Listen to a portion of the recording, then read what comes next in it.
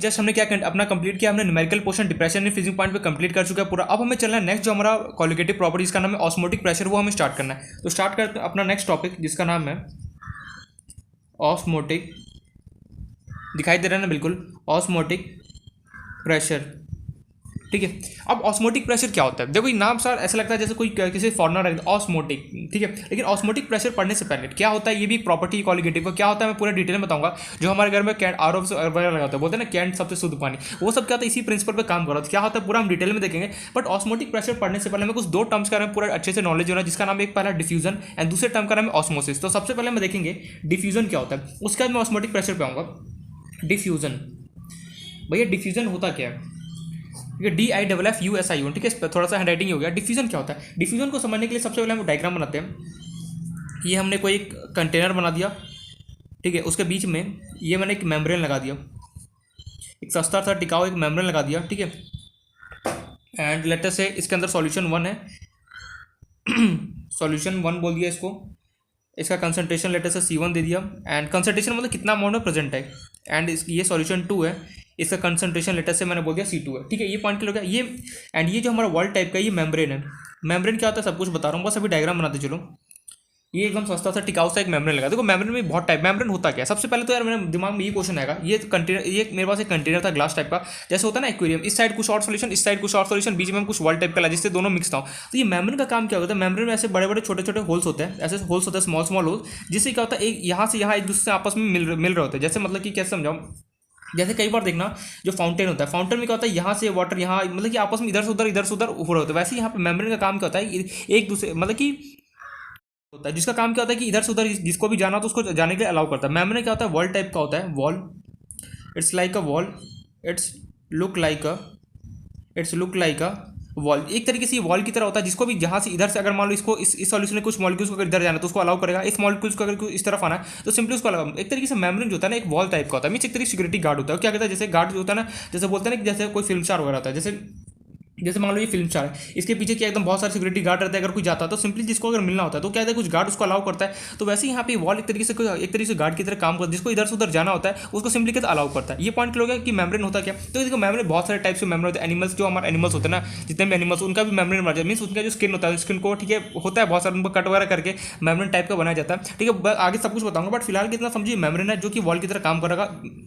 इसके अंदर solution C1 है एंड इसके अंदर सॉल्यूशन क्या है, इसका सॉल्यूशन 1 है जिसका कंसंट्रेशन है C1 एंड सॉल्यूशन 2 जिसका कंसंट्रेशन क्या है C2 है। ये पॉइंट अब यहाँ पे तुम्हें इन्फॉर्मेशन गिवन है, जो C1 है, C1 का कंसंट्रेशन ज़्यादा है किसके, C2 से। अब यार यहाँ पे एक बात बताओ, तुम्हें किसी ने बोला कि C1 का कंसंट्रेशन ज़्यादा है C2 से, तो तुम क्या समझोगे? सिंपली ये समझोगे, आम भाषा अगर कोई बोलेगा तो ये समझोगे कि जो C1 सॉल्यूशन है, जो सॉल्यूशन 1 है, इसका कंसंट्रेशन में इसका अमाउंट क्या होगा, इसके अंदर ज़्यादा मेरे पास जो सॉल्यूशन है ज़्यादा होगा किसी कंपेरिजन में सॉल्यूशन 2 से। कोई भी अगर किसी बच्चे से अगर मैं पूछूँ भैया ये बता तेरे पास 10 रुपये और वो बोलेगा 100 रुपये, मैं बोलूँ इन दोनों में क्या डिफरेंस है, अगर मैंने बोलते वो बोले क्या 10 रुपये क्या है मेरे पास छोटा है किसी कंपेयर में 100 रुपये से। वैसे यहाँ पे हुआ किसी ने बोला कि हमें यहाँ पे गिवन है कि जो कंसंट्रेशन C1 है वो ग्रेटर देन है किससे, C2 से। ये समझते ये सब एक्सपेरिमेंटल ही है।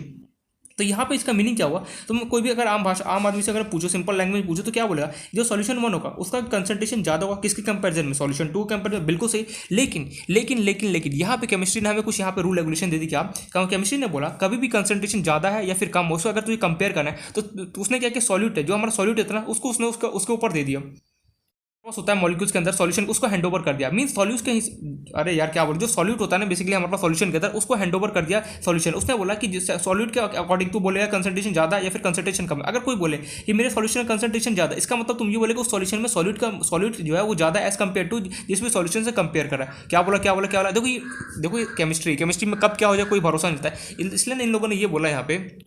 अगर कोई सॉल्यूशन बोले कि मेरा कंसंट्रेशन ज़्यादा एज कम्पेयर टू जिससे भी कंपेयर करे, इसका सीधा ये मतलब होता है उसके उस सॉल्यूशन का, सॉलिड के जो सॉलिड मॉलिक्यूल ज़्यादा हो एज कम्पेयर टू जिससे भी कंपेयर करे। फॉर एग्जांपल अगर यहाँ पे मैंने बोला C1 है उसका कंसंट्रेशन ज़्यादा है C2 से, इसका मतलब क्या हुआ, सॉल्यूशन 1 में सॉलिड के मॉलिक्यूल ज़्यादा एज कम्पेयर टू C2। तो यहाँ पे लिख भी लेना, अगर कभी भी ये थोड़ा सा एडिशनल इन्फॉर्मेशन है, कभी भी कोई सॉल्यूशन बोले मैं ग्रेटर देन हूँ, मेरा कंसंट्रेशन मैं इसको अपने इंग्लिश में लिख सकता बट अपने लैंग्वेज सही है, मेरा कंसंट्रेशन ज़्यादा है एज कम्पेयर टू जिससे भी कंपेयर कर, एज कम्पेयर टू समवन जिससे भी कंपेयर करे। इसका मीनिंग क्या है, इसका मीनिंग है then meaning of this is then meaning of this is जिसका कंसंट्रेशन ज़्यादा, जिसका कंसंट्रेशन ज़्यादा उसमें सॉल्यूट मॉलिक्यूल्स ज़्यादा होगा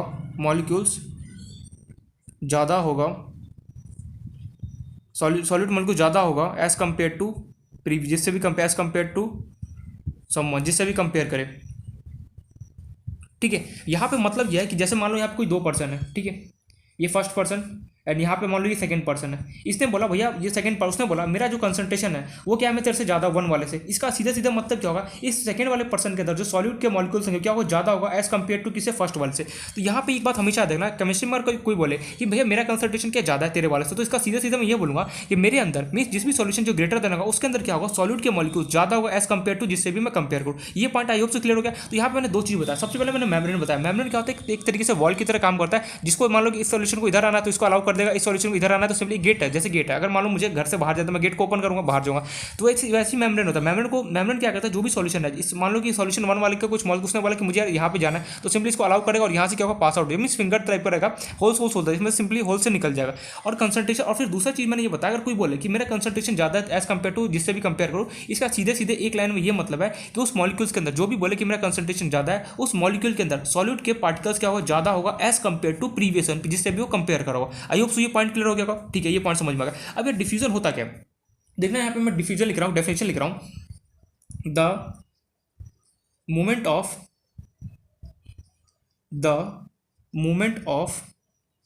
of any substance, theoretical definition है ये सब, the movement of any substance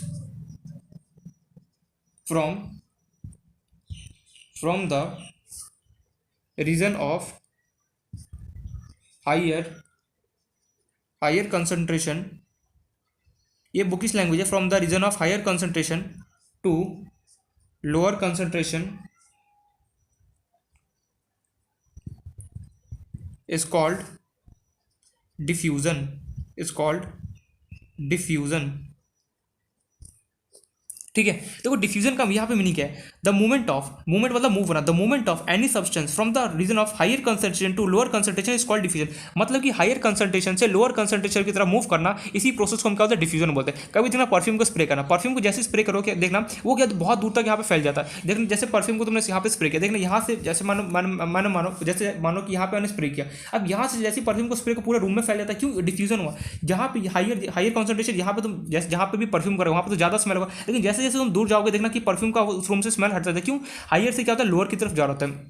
तो वैसे डिफ्यूजन का काम क्या होता है, यहाँ पे डेफिनेशन क्या होता है, द मूवमेंट ऑफ, मतलब कि जो भी सब्सटेंस है उसका मूवमेंट होना हायर कंसंट्रेशन से लोअर कंसंट्रेशन की तरफ, उसी प्रोसेस को हम क्या होता है, डिफ्यूजन बोलते हैं। मतलब कि हायर कंसंट्रेशन का यहाँ पे जो सॉल्यूशन बना है वो ग्रेटर देन किससे, C2 से, तो मतलब कि इसका हायर कंसंट्रेशन से अगर मैं लोअर कंसंट्रेशन की तरफ मूव करूंगा, इसी प्रोसेस को क्या बोलूंगा, मैं डिफ्यूजन बोलता हूँ। और यहाँ पे मूवमेंट किसका होता है, सॉलिड ले लो या फिर सॉल्वेंट, दोनों में से दोनों का यहाँ पे मूवमेंट हो रहा होता है। साइड में लिख भी लेना, ये इंपॉर्टेंट पॉइंट है। Next point, solute and solvent दोनों का मूवमेंट हो रहा था। मैं कैसे लिखूँ उसको अपने लैंग्वेज में, both the solute and solvent movement occur in diffusion process. Movement, अरे यार पहले क्या हो रहा है, कितना कट कर रहा हूँ, movement occur in both solute and solvent movement occur in diffusion process. मतलब कि जो सॉलिड मॉलिक्यूल्स होगा, सॉलिड एंड सॉल्वेंट हमें क्या पता है क्या होता है, जो सॉलिड होगा वो भी मूव करेगा एंड जो सॉल्वेंट होगा वो भी क्या होगा, मूव करेगा। अब देखो हायर कंसंट्रेशन कौन सा, ये वाला रीजन है, लोअर कंसंट्रेशन कौन सा, ये वाला रीजन है। तो हायर कंसंट्रेशन से लोअर कंसंट्रेशन की तरफ क्या होगा, ये मूव कर रहा होगा टोटल, ठीक है। और यह मूवमेंट किसका होगा, सॉल्यूट का होगा, सॉल्यूट। अब मन में ये सवाल है कि सॉल्वेंट का क्यों मूवमेंट नहीं हुआ, क्योंकि एक बात बता, जिस सॉल्यूशन के अंदर कंसंट्रेशन ज़्यादा, उसके अंदर क्या होगा, सॉल्यूट के पार्टिकल्स बहुत ज़्यादा होगा एज कम्पेयर टू सॉल्वेंट, तो एकदम ना के बराबर होगा एकदम। जैसे मान लो तुमने एक ग्लास शुगर ले लिया और एक ग्लास चीनी लिया, उसके अंदर तुम थोड़ा सा वाटर मिक्स कर दिया, तो वाटर को भी फर्क पड़ेगा, बिल्कुल नहीं। तो जो भी बोले, ऐसा कोई भी सॉल्यूशन बोले कि यार मेरा कंसंट्रेशन बहुत ज़्यादा है, तो समझ जाना उस कंसंट्रेशन के अंदर सॉल्यूट जो होगा, वो सॉलिड पार्टिकल्स क्या होगा, ज़्यादा होगा, एंड उसके अंदर सॉल्वेंट क्या होगा, बहुत ना के बराबर होगा। इसलिए क्या होगा, इस पूरे सॉल्यूशन के अंदर क्या होगा, सिर्फ सॉल्वेंट भी होगा, नो डाउट, लेकिन बहुत कम के बराबर होगा। अरे यार एक ग्लास मिल्क लो, जैसे तुमने मिल्क लिया, सॉल्वेंट है, उसके अंदर अगर मान लो तुम एक स्पून अगर तुम शुगर मिक्स करते हो, तो शुगर क्या कोई फर्क पड़ता है, बिल्कुल एकदम ना के बराबर रहता है। वैसे यहाँ पे क्या होगा, कि इस वाले जो सॉल्यूशन वन होगा इसके अंदर सिर्फ ज़्यादा कौन प्रेजेंट होगा, सॉलिड प्रेजेंट होगा, सॉलिड बहुत ना के बराबर प्रेजेंट होगा, इसलिए सॉलिड पार्टिकल्स का यहाँ से क्या होगा, मूवमेंट यहाँ होगा। वही सॉल्यूशन टू ने क्या बोला, यहाँ पे सॉल्यूशन टू है, सॉल्यूशन टू में हम यहाँ पे क्या बोल सकते हैं कि इसका कंसंट्रेशन कम एज कंपेयर टू कंसंट्रेशन किसे वन से। इसका मतलब कि इसके अंदर क्या होगा, सॉल्वेंट क्या होगा, मॉलिक्यूल्स ज़्यादा होगा, तो यहाँ से क्या होगा, सॉल्वेंट का मूवमेंट हो रहा है इसकी तरफ। मतलब कि मैं यहाँ पे ये बोल सकता हूँ कि ऐसे यहाँ से यार क्या इसको देख के मैं क्या बोल सकता हूँ, यहाँ पे मैं इसको देख के ये बोल सकता हूँ कि जो भी सॉल्यूशन जिसका कंसंट्रेशन ज़्यादा होता है उसके अंदर सॉलिड पार्टिकल्स ज़्यादा होते हैं, एंड जिसका कंसंट्रेशन कम होता है उसके अंदर सॉल्वेंट पार्टिकल्स क्या होता है, ज़्यादा होता है। यहाँ पे लिख लो, यहाँ पे कर लिखना चाहता हूँ कंसंट्रेशन अगर मान लो कि ज़्यादा होगा, कंसंट्रेशन अगर ज़्यादा होगा, ये सिंबल इंक्रीज, अगर कंसंट्रेशन ज़्यादा होगा तो सॉलिड पार्टिकल्स ज़्यादा होगा उसके अंदर, सॉलिड पार्टिकल्स क्या होगा, ज़्यादा होगा, एंड सॉल्वेंट क्या होगा, बहुत कम होगा, सॉल्वेंट लेस होगा। वही पहला पॉइंट। दूसरा पॉइंट, अगर कंसंट्रेशन कम हुआ, अगर मान लो सॉल्यूशन का कंसंट्रेशन क्या है, कम है, ये सिंबल बता रहा है कम को, ठीक है। अगर कंसंट्रेशन कम होगा तो इसका क्या मतलब होगा, सॉल्यूट क्या होगा, बहुत कम होगा उसके अंदर, उस सॉल्यूशन के अंदर सॉल्यूट क्या होगा, कम होगा, एंड जो सॉल्वेंट होगा वो क्या होगा, तुम्हारे लिए बहुत ज़्यादा होगा, सॉल्वेंट क्या होगा, ज़्यादा होगा। यार देखो ये थोड़ा सा कुछ थ्योरेटिकल बात है जो हमें पता होना चाहिए। पहले बात ये समझो, कंफ्यूज मत होना बिल्कुल भी। देखो एकदम सिंपल सा ये समझो कि जो भी सॉल्यूशन है जिसका कंसंट्रेशन ज़्यादा होगा उसके अंदर क्या होगा, सॉलिड पार्टिकल्स ज़्यादा होगा, बिल्कुल सही। एंड ऐसा सॉल्यूशन जिसका कंसंट्रेशन कम होगा एज कंपेयर टू जिससे भी मैं कंपेयर कर रहा हूँ, इन दैट केस उस सॉल्यूशन के अंदर क्या होगा, सॉल्वेंट के पार्टिकल्स क्या होगा, ज़्यादा होगा। तो देखो अगर डिफ्यूजन प्रोसेस में सॉलिड एंड सॉल्वेंट दोनों मूव करते हैं, तो देखो इस वाले सॉल्यूशन से क्या होगा, सॉलिड इस तरफ मूव कर रहा होगा, एंड इस वाले सॉल्यूशन से क्या होगा, सॉल्वेंट क्या होगा, मूव कर रहा होगा। में ये सवाल है क्यों मूव कर, देखो यहाँ से कुछ सॉलिड इसके अंदर सॉलिड इसके अंदर आया, इस जो सॉल्यूशन वन है, सॉल्यूशन वन से क्या होगा, सॉल्यूशन टू की तरफ सॉलिड मूव करे ताकि इस सॉल्यूशन के अंदर कुछ सॉलिड मिल जाए। और इस सॉल्यूशन वन था, सॉल्यूशन वन के अंदर क्या था, सॉलिड बहुत कम, सॉल्वेंट बहुत कम था, जिसका वजह से क्या होगा, इसके अंदर सॉल्वेंट चला जाए, जिसकी वजह से क्या होगा, कुछ टाइम बाद क्या होगा, दोनों के अंदर बैलेंस हो जाए, मीन सॉलिड सॉल्वेंट दोनों सॉल्यूशन है ना उसके अंदर, इस सॉल्यूशन के अंदर भी सॉलिड प्लस सॉल्वेंट इक्वल हो जाए, एंड इस सॉल्यूशन के अंदर भी सॉलिड प्लस सॉल्वेंट क्या हो, दोनों मिक्स हो जाए। ये जब तक फ्लो होते रहता है, जब तक क्या दोनों में सॉलिड प्लस सॉल्वेंट दोनों में क्या हो जाए, सेम ना हो जाए।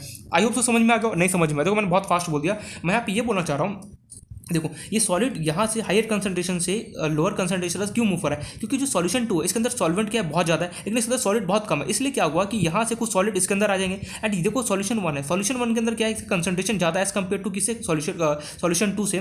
तो जिसका कंसंट्रेशन ज़्यादा रहता है उसके अंदर क्या होता है, सॉलिड पार्टिकल्स बहुत ज़्यादा होते हैं, सॉल्वेंट बहुत ना के बराबर होता है। इसलिए मैंने क्या कि चलो कुछ क्यों ना मैं इसके अंदर कुछ सॉल्वेंट कर दे दूँ। तो ये प्रोसेस जब तक मूव करते रहते हैं दोनों, जब तक दोनों साइड सॉलिड प्लस सॉल्वेंट क्या होता है, सेम ना हो जाए। इधर भी मान लो कि जैसे फॉर एग्जांपल मान लो, देखना ध्यान से, यहाँ पे मान लो तुम्हारे पास 30 सॉल्यूट है, ठीक है, एंड यहाँ पे तुम्हारे पास 5 सॉल्वेंट है, ये सॉलिड है, और यहाँ इस वाले सॉल्यूशन के अंदर मान लो तुम्हारे पास 50 लेटर से 50 नहीं 30 मान लो कि सॉल्वेंट है, एंड तुम्हारे पास 5 क्या सॉलिड है। अब देखो अगर ये मैं बोलूँ concentration of one is greater than concentration two, means का कंसंट्रेशन ग्रेटर, यहाँ से क्या होगा, कुछ सॉलिड पार्टिकल्स मूव करना स्टार्ट करेंगे, और यहाँ से क्या सॉल्वेंट पार्ट, जब तक दोनों में बैलेंस ना हो जाए। फॉर एग्जांपल मान लो इसके अंदर भी 30 सॉल्यूट होना चाहिए, इसके अंदर भी 30 सॉल्यूट होना, इसके अंदर भी 50 सॉल्वेंट होना चाहिए, इसके अंदर भी 50, दोनों में जब तक सेम ना हो जाए ना तब तक ये एक दूसरे को क्या कर देते रहते हैं, जिसको जो रिक्वायरमेंट है तो वो मिलता रहता है। और यहाँ पे थर्ड जो इसका पॉइंट है, मूवमेंट ऑफ, वही कब तक मूव कर, जब तक ये दोनों में से इक्वल ना हो जाए, movement of solute and solvent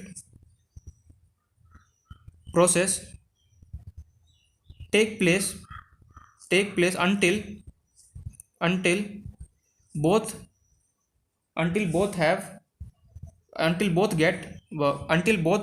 movement of solid and solvent particle take place until both get, और have लिख सकते हो, सेम कंसंट्रेशन।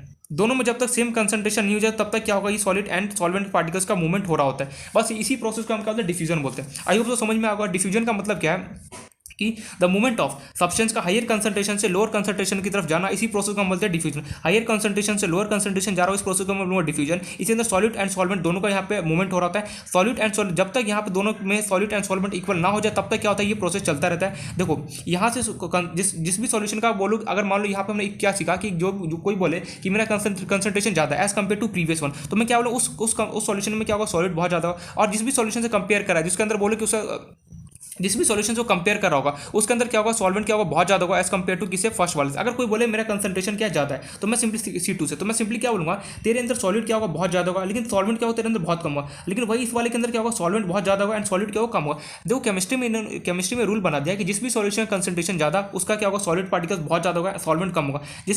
और जिसका कंसंट्रेशन कम होगा उसके अंदर सॉल्वेंट पार्टिकल्स क्या होगा, सॉलिड पार्टिकल्स बहुत कम होगा एंड सॉल्वेंट पार्टिकल क्या होगा, ज़्यादा होगा। इसी प्रोसेस को क्या बोलते हैं, डिफ्यूजन बोलते हैं। देखो आई होप सो डिफ्यूजन समझ में आएगा। क्वेश्चन डिफ्यूजन का the movement of particles from higher concentration to lower, higher से लोअर कंसंट्रेशन की तरफ जो पार्टिकल्स मूव करते हैं, इसी प्रोसेस को हम बोलते हैं डिफ्यूजन। जैसे परफ्यूम को स्प्रे करते हैं, स्प्रे करना देखना कि जिस रूम में स्प्रे करोगे उस रूम में तो पूरा स्मेल एकदम खुशबू रहता है, स्वीट स्मेल, लेकिन जैसे जैसे तुम दूर जाते हो क्या होगा, उसका स्मेल गायब होता जाएगा, क्योंकि हायर कंसंट्रेशन से लोअर कंसंट्रेशन की तरफ बढ़ रहा होता है। I hope so point clear हो गया। ये पहला डेफिनेशन था जिसका नाम था डिफ्यूजन, समझ में आ गया होगा। डिफ्यूजन में सॉल्यूट एंड सॉल्वेंट दोनों का मूवमेंट हो रहा होता है। नेक्स्ट जो यहाँ पे हमें टर्म पढ़ा जिसका नाम ऑस्मोसिस, उसके बाद हम पढ़ेंगे अपना ऑस्मोटिक प्रेशर। तो नेक्स्ट जो हमारा पॉइंट है, डेफिनेशन है जिसका नाम है ऑस्मोसिस।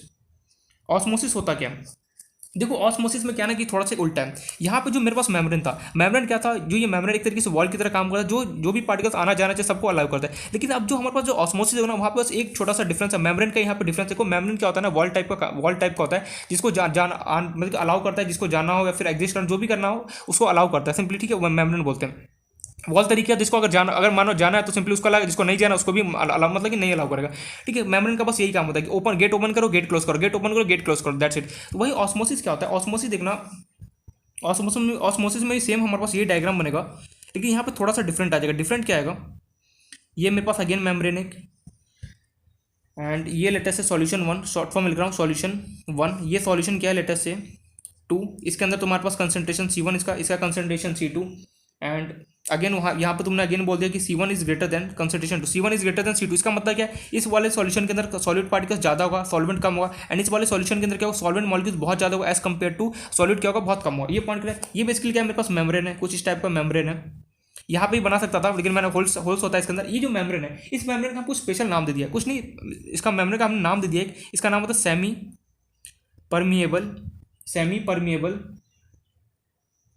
सेमी परमिएबल मेम्ब्रेन, ठीक है। ये क्या है यार, ये मेम्ब्रेन का एक देखो, जैसे हमारे पास बाइक्स होता है, बाइक में बहुत डिफरेंट टाइप्स के बाइक्स होते हैं, वैसे ही मेम्ब्रेन में भी बहुत टाइप के मेम्ब्रेन जो होता है ना हमारे, उसमें भी बहुत टाइप के डिफरेंट टाइप्स होते हैं। तो मेम्ब्रेन में एक उसका कैटेगरी जिसका नाम है सेमी परमिएबल, कुछ स्पेशल टाइप का होता है। इसका काम बेसिकली क्या होता है, इसका कुछ फंक्शन है, क्या फंक्शन बता रहा हूँ सब कुछ। ये वाला जो मेम्ब्रेन, जो सिंपल मेम्ब्रेन होता है वो सॉलिड प्लस सॉलिड दोनों को अलाउ करता है, लेकिन जो सेमी परमिएबल जो मेम्ब्रेन होता है ये क्या करता है कि सॉलिड को अलाउ नहीं करता है। मींस जो सॉलिड है ना, उसको जैसे सॉलिड को देखो उसको भगाते बोले भाग जाओ। जैसे पार्टी वगैरह करने के लिए डिस्को वगैरह में जाते हैं, तो वहाँ पे क्या होता है कि एज लिमिट होता है, जैसे बिलो 23 या फिर बिलो ऐसा कुछ होता है, बिलो 23 के नीचे अलाउ नहीं करते ऐसा, ठीक है, पता नहीं, मुझे नहीं पता, जो भी है। जैसे कुछ मान लो कहीं पर रूल रेगुलेशन लगा दिया, जैसे मान लो ये रूल रेगुलेशन, हमको इवेंट हो रहा है, ठीक है, इवेंट में बोल दिया गया कि बिलो 18 ईयर्स के कोई यहाँ पे इवेंट में आ नहीं सकते, तो मतलब कि जो भी 18 ईयर आएगा उसको भगा देगा। तो वैसे ही सेमी परमिएबल मेम्ब्रेन क्या होता है, इसको बोल दिया, इसका एक फंक्शन होता है, बोलता है कि जहाँ पर भी तो सॉलिड पार्टिकल्स को देगा उसको तो अलाउ ही नहीं करेगा। तो ये पहले तो मैं उसका डेफिनेशन बताता हूँ क्या होगा ऑस्मोसिस, फिर मैं यहाँ पर पूरा एक्सप्लेन करूँगा। लिखना ध्यान से, द स्पॉन्टेनियस फ्लो ऑफ, क्या हो गया इसको, फ्लो ऑफ, देखना ध्यान से, डेफिनेशन बहुत इंपॉर्टेंट है इसका, that spontaneous flow of solvent molecules, the spontaneous flow of solvent molecules from lower concentration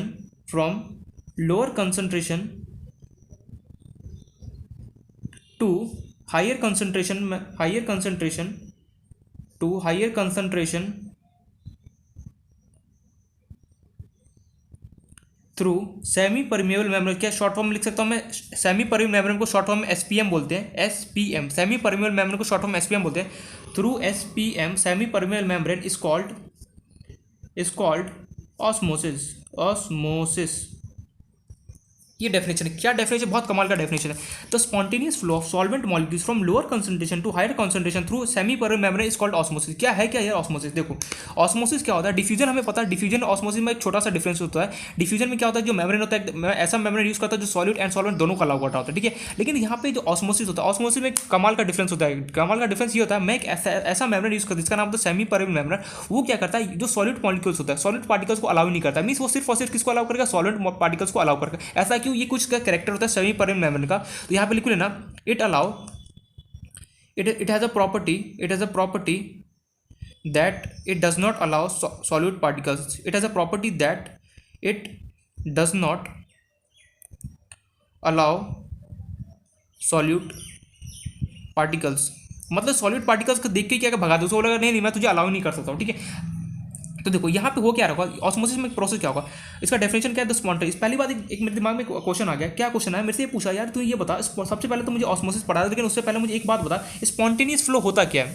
spontaneous flow का मतलब होता है अपने आप हो जाना। देख याद कर, हमने इलेक्ट्रोकेमिस्ट्री में देखा था spontaneous reaction, non spontaneous. Spontaneous का मतलब ऑटोमेटिक होना, जैसे ये पेन है, पेन को लिया अपने आप नीचे गिरेगी, क्या वो स्पॉन्टेनियस होगा। लेकिन वही मुझे अगर इस पेन को अगर यहाँ पे मूव करना तो सिंपली मैं यहाँ पे लगाऊं तो क्या होगा, नॉन स्पॉन्टेनियस। मीन स्पॉन्टेनियस ऐसा होता है जो ऑटोमेटिकली हो जाए, नॉन स्पॉन्टेनियस ऐसा जिसको हमें कुछ काम मतलब कुछ हमें उसमें वर्क मतलब कुछ फोर्स वगैरह लाना जिससे क्या वो काम होता है। तो स्पॉन्टेनियस मतलब कि ऑटोमेटिक। तुमने क्या तुम क्या करो, एक ग्लास लाओ, उसके अंदर क्या करो, बीच में सेमी परमेबल मेम्ब्रेन लगा, 2 सॉल्यूशन लगा दो, उसको ऊपर से क्लोज करो, देखना ऑटोमेटिक प्रोसेस होना स्टार्ट हो जाएगा, उसमें कुछ छेड़खानी करने का जरूरत ही नहीं होगा। तो सबसे पहले स्पॉन्टेनियस वर्ड का मतलब कि ऑटोमेटिक होना। अभी इसका मीनिंग क्या है, the spontaneous flow of solvent molecule. देखो यहाँ पे साफ साफ लिखा है सिर्फ सॉल्वेंट मॉलिक्यूल्स, क्या सॉलिड मॉलिक्यूल्स लिखा नहीं। यहाँ पे देखो जो डेफिनेशन था डिफ्यूजन का, उसमें ना तो सॉलिड ना सॉल्वेंट किसी का बात नहीं कर रहा था। लेकिन यहाँ पे ऑस्मोसिस में बोलता है जो सॉल्वेंट मॉलिक्यूल्स है उसका क्या होना, मूवमेंट होना कहाँ से, हाई लोअर कंसंट्रेशन से हायर कंसंट्रेशन की तरफ जाना। अब एक बात होता है C1 और इज ग्रेटर देन C2, इसका मतलब क्या है, इस वाले सॉल्यूशन के अंदर सॉलिड मॉलिक्यूल्स क्या वो ज़्यादा होगा, सॉलिड मॉलिक्यूल ज़्यादा होगा जिसमें कंसंट्रेशन ज़्यादा होता है। अगर कोई बोले कि मेरा कंसंट्रेशन ज़्यादा तेरे से, तो मैं क्या बोलूँगा, तेरे अंदर सॉलिड मॉलिक्यूल ज़्यादा होगा, सॉल्वेंट कम होगा।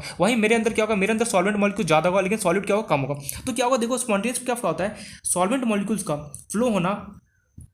टोटल मैं एक बार मैं ऐसे एरो बनाता हूँ ठीक से, सॉल्वेंट मॉलिक्यूल्स का, ये क्या है, सॉल्वेंट मॉलिक्यूल्स है, सॉल्वेंट मॉलिक्यूल्स का फ्लो होना मीन्स मूवमेंट होना लोअर कंसंट्रेशन से हायर कंसंट्रेशन की तरफ। इसी प्रोसेस को क्या बोलते हैं, हम ऑस्मोसिस बोला जाता है। यहाँ पे सॉलिड पार्टिकल्स को अलाउ नहीं किया जाता, याद रखना हमेशा, सॉलिड पार्टिकल्स को कभी भी ये मेम्ब्रेन अलाउ नहीं करेगा। क्यों अलाउ नहीं करेगा, क्योंकि इसका कुछ प्रॉपर्टी होता है। आई होप सो ऑस्मोसिस समझ में आएगा। ऑस्मोसिस एंड डिफ्यूजन में यही छोटा सा डिफरेंस होता है कि डिफ्यूजन में सॉलिड एंड सॉल्वेंट दोनों का मूवमेंट हो रहा था यहाँ से वहाँ, लेकिन ऑस्मोसिस में क्या होता है, सिर्फ एक का मूवमेंट होता है, इसका नाम होता है सॉल्वेंट। ठीक है, ये पॉइंट क्लियर हो गया। तो और क्यों हो रहा होता है, देखो अब मन में इस वाले का ना, क्यों ऐसा क्यों हो रहा था, क्योंकि इसके अंदर हम ऐसा मेम्ब्रेन फिट करते हैं, सेमी परमेबल मेम्ब्रेन, जिसके अंदर प्रॉपर्टी होता है वो सॉलिड पार्टिकल्स को देख के क्या होता है, भगा दे, बोल जैसे सॉलिड पार्टिकल्स के पास है, बोले मुझे जाने दे, जाने बोले जितना रिक्वेस्ट कर, बोले नहीं मैं तुझे जाने ही नहीं देता। इसलिए तो आई होप सो डेफिनेशन समझ दो क्या है, the spontaneous flow of solvent molecules का स्पॉन्टेनियस फ्लो होना lower concentration from lower concentration से हायर कंसंट्रेशन की तरफ, इसी प्रोसेस को क्या बोलते हैं, ऑस्मोसिस बोला जाता है। तो आई होप सो समझ में आको। अब वो सेमी परमेबल जो मेम्ब्रेन होता है उसके अंदर कुछ प्रॉपर्टीज होते हैं जो क्या होता है, जो क्या करता है, सॉलिड पार्टिकल्स को अलाउ नहीं करता है। ये पॉइंट हम क्लियर है। अब सेमी परमेबल मेम्ब्रेन बहुत सारे चीज़ों से मिलकर बनते हैं, जैसे एनिमल्स के जो स्किन होता है, एनिमल्स का स्किन को क्या कहते हैं, कट वगैरह करके सेमी परमेबल मेम्ब्रेन बनता है। फिर जैसे मेरे पास, ठीक है मैं कुछ एग्जाम्पल लिख देता हूँ, example of semi permeable membrane, example of SPM